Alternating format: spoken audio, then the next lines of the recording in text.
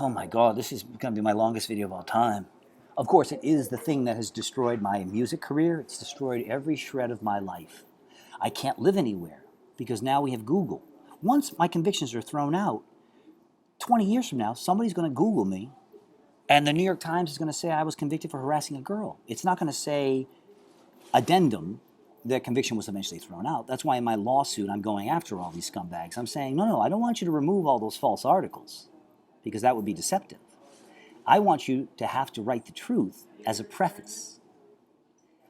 None of the things in this article were true. And that should be on a plaque in their offices. In fact, with my lawsuits, I'm going so far, I'm saying that the New York Times, the Daily News, New York Post, all of them, by law, and this is true about any of you, you can all sue for this too, because you were fucked by these lying reporters as well. If the New York Times today, if it does not say at the top of their cover of every issue, disclaimer, tens of thousands, literally actually millions, but tens of thousands of our stories later proved incorrect. Now they have to, by law, put that on the front page of all the newspapers and all the news broadcasts, because anything less than that is deceptive. Because why wouldn't you want your customers to know that, like when you see a drug ad on TV and they have to show you some of the side effects, it may give you explosive diarrhea, this heart medication may give you a heart attack. They have to be honest, they have to disclose the truth to their customers, do you see? A car dealer can't sell you a lemon telling you it's new. It's illegal, it's fraud, it's a crime. The newspapers can't pretend that what they're writing in today's issue is accurate because not one previous issue wasn't filled with fuckloads of lies or inaccuracies that even they had to correct. You see? They need to remind their customers, grain of salt, grain of salt, grain of salt. The art of media is an imprecise one, and we sometimes get the facts wrong, but they don't. They suggest and imply to their customers every day directly that everything in it is true. The corrections, by law, corrections should be on the fucking front page. Remind people that none of this shit is reliable, okay? None of this shit is reliable. But you all just kneel. Any one of you could stop the news media tomorrow, but you'd rather sit on your lazy fucking asses and whine about it, while I actually look for solutions and try to fix our rotten, broken world. So, do I need to go on with the Rachel thing? If you look up People v. Gold in the Court of Appeals and it says the harassment statute was thrown out, we're done. Now, the New York Times, New York Post, John Murdoch, all of them who get on stages, they lie about me everywhere. The Rachel Trachtenberg is the one they used to ban me from dozens of venues. I lost endless gigs I even had. Like I used to play at the Rubin Museum every month with Talking Stick. Then I helped Rachel's band get gigs, so Rachel's band decided to turn against me and stop me from getting gigs. It's the most despicable story of betrayal in the history of mankind. Again, the analogy is, if all the slaves united against Moses to stop him from seeing them, or if all the blacks united against the MLK and gang to help the KKK. That's my story. It's unfathomable. You can't even wrap a human brain around it. And our human brains are pretty amazing. But all the details, I mean, it's pretty clear, and all this was predictable. We knew this was all going to happen long in advance. The future is identical to the past. All previous stories, Galileo's friends turned on him. We knew Socrates' friends turned on him. They had to be on the winning team. The shit is so stale, it's a cliche in fucking pop songs from John Lennon to Bob Dylan. You've got a lot of nerve to see you on, my friend. Still, everyone plays dumb. I don't know what that song means. What does that song mean? You're saying you just want to be on the side that's winning? What? I don't know what that means. Everyone plays dumb. What does that mean? Your friends, now that you're popular, everybody's sucking up to you who weren't cool with you when you weren't popular. We don't know what that means. We're all playing dumb. We don't know what fair weather friends are or any of these things are you talk about. You're crazy. So, everyone turned on me. All of my friends turned on me to protect Stuckey. All of my friends turned on me to protect Delfino. All of my friends turned on me to protect the Trachtenbergs. All to protect Bloomberg and D.A. Hines and Giuliani and the Republicans as they murdered New York City and stole hundreds of billions. We could still get all that money back, but none of you want to. I don't see anybody who gives a shit but me. Well, some people will talk, say, yeah, I'd like my money back. Well, you got to do a little bit more work than say, I'd like my money back. You got to do a little more work. You fucking assholes. It's crazy that I still try to help you people. I'm a fucking asshole. I really am. My biggest flaw, I'm pretty amazing. I'm the greatest human being of all time, and I'll debate anybody, anywhere, any place if you want. And again, that's not a boast, it's a lament. There's nothing good about being the greatest human being of all time, especially in my situation, because all my talents were flushed down the toilet. I have the cure for cancer, and so you made sure I couldn't get near a lab. Wow, bravo. Except what I do is a lot more important than curing cancer. Because if you cured cancer, you wouldn't improve that many things. But if you stopped all human lying and greed and suffering, well, that might be a little bit bigger. I would say that's bigger than curing cancer. Because at this point, we're in a world where dying of cancer is actually a good thing. It's a relief to end the pain and suffering. So fuck you. It's just your innate robotic will to live that makes you think death is a horrible thing. No, life is a horrible thing. Death is a wonderful thing. But everything you believe is upside down. Some of it's because you've been brainwashed. Others, it's in your innate human nature to want to live. Not by choice. It's programmed into you like a robot, just like our love, all men's love of breasts, programmed into us. Women's love of chocolate and shoes. They never chose to like shoes or shopping or chocolate or cake. No woman chose that. They are helpless slaves, just like men are helpless slaves to their dicks and lust.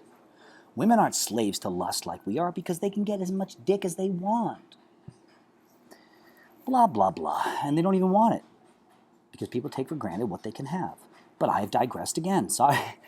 Trying to fix your fucking human race. The point is this. There's not a germ of truth to the Rachel case.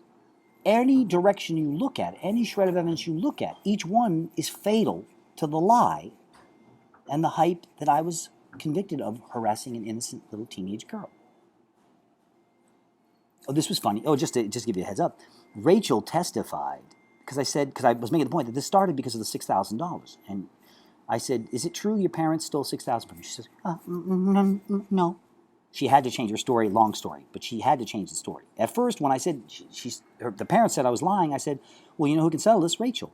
And Rachel would not tell anybody because her parents still controlled her. She lived with them. It's her career. Everything was dependent on her parents, not me as much.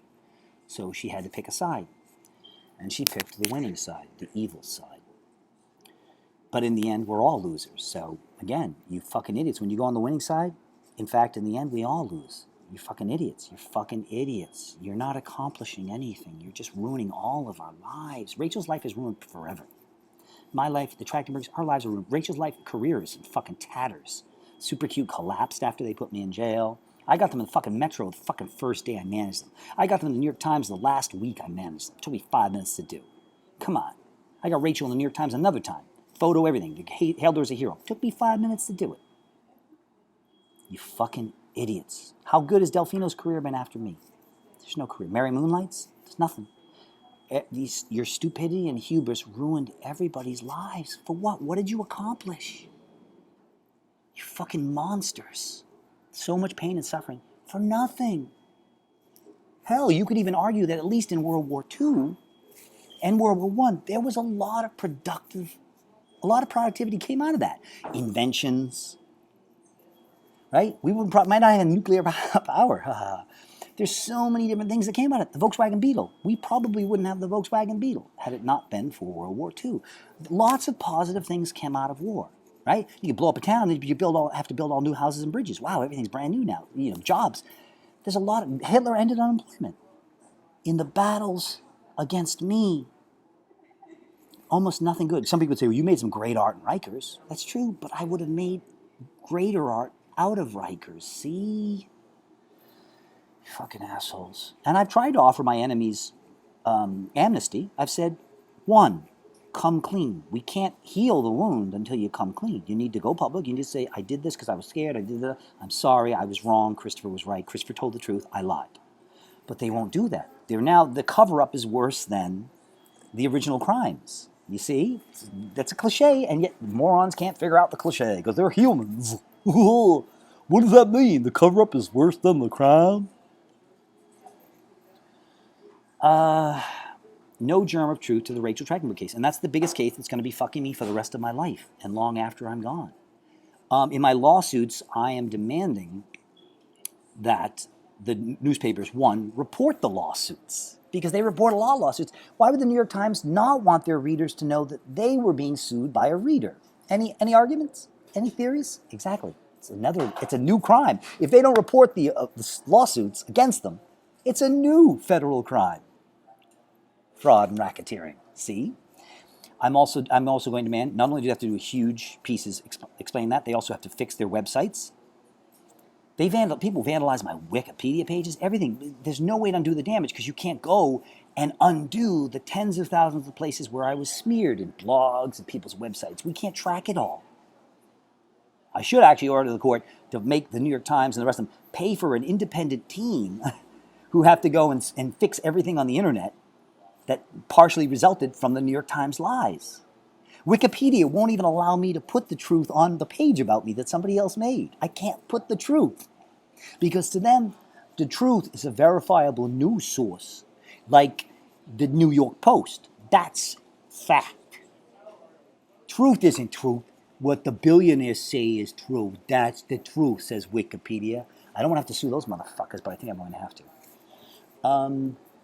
But I can't sue everybody. I got to sue Facebook, those fucking criminals. Google, the stuff that Google has done, you don't know the stuff that Google has done, the crimes they've committed against you and everybody else. I do know. So everybody has an incentive to want me destroyed. And they've come pretty damn close. It's hard to hang on. I have no reason to stay alive. I know. I predicted all of this 10 years before it happened. I predicted this when I was 5, and I didn't even know what courts were. I just knew that humans were the root of all evil, and that if I'm good, I'm fucked. When in Rome, do as Romans do. I'm a one-man French resistance against 7 billion Nazis. And we learned that in high school. When I would stick up for the nerds, did the nerds stick up for me? No, I would stick up for the nerds, because I was always cool as shit. I was the cool weirdo.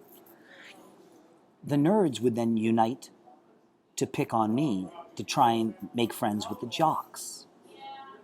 It's the human food chain of life. The whites pick on the blacks, so the blacks pick on the gays.